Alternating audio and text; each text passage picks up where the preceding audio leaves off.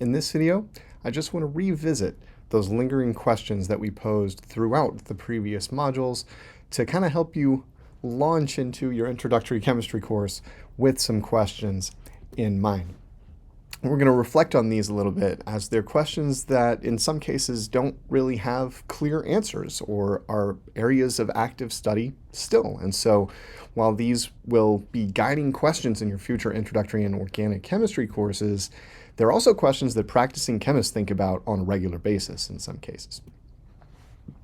And keep in mind, the material here in this Fundamentals of Chemistry course is just the beginning of your study of chemistry, and a lot of these questions that we sort of left open are going to be things that you'll visit in further chemistry courses. Of course, asking those questions is going to lead to some additional questions. Write those additional questions down.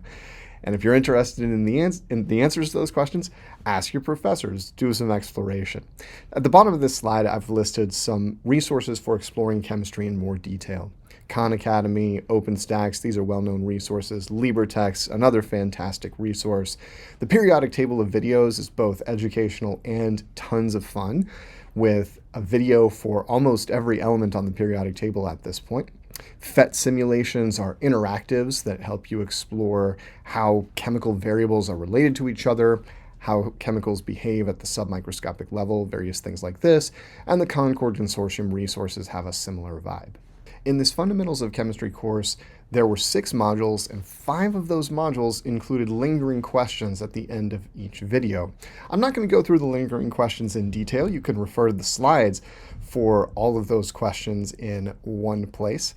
But I did want to revisit the 5 modules that we covered just to give a sense of the course as a whole, remind us where we've come from. We started with what is a chemical species, talking exactly about what we mean by species and how we think about representing and thinking about atoms, molecules, and ions.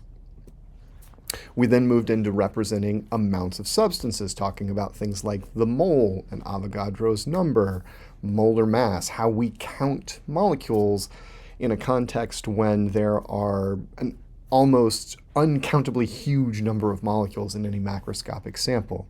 We also talked a little bit about the ideal gas law, how that can be used to count molecules, and a little bit about counting molecules in the context of solutions, right? When we take a solute, throw it in a solvent to create a solution, how do we count solute molecules using concentration?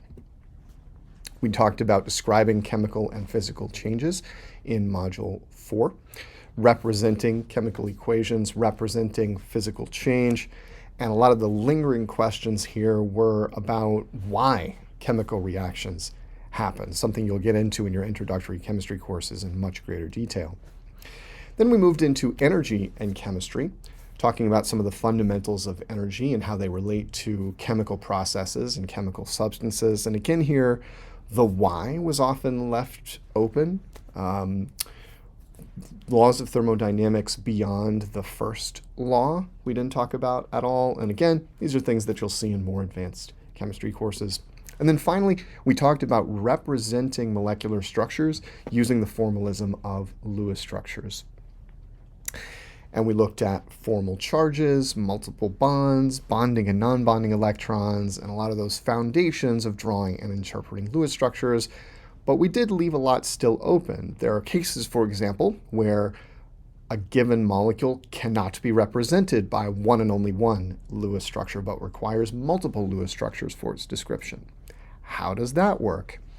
How do formal charges relate to the actual charge in a molecule? These are, again, questions that you'll see in your more advanced chemistry courses. Thanks again for stopping by and investing your time in the Fundamentals of Chemistry open course. If you're ready to jump into the next thing, I'll point you to my introductory chemistry playlist, which is a set of videos based on the OpenStax chemistry textbook. If you want to take it even farther, I have a couple of video series on organic chemistry that might be worth checking out. Wherever you're headed in your study of chemistry, I wish you the best of luck and hope you have fun with it. Take care.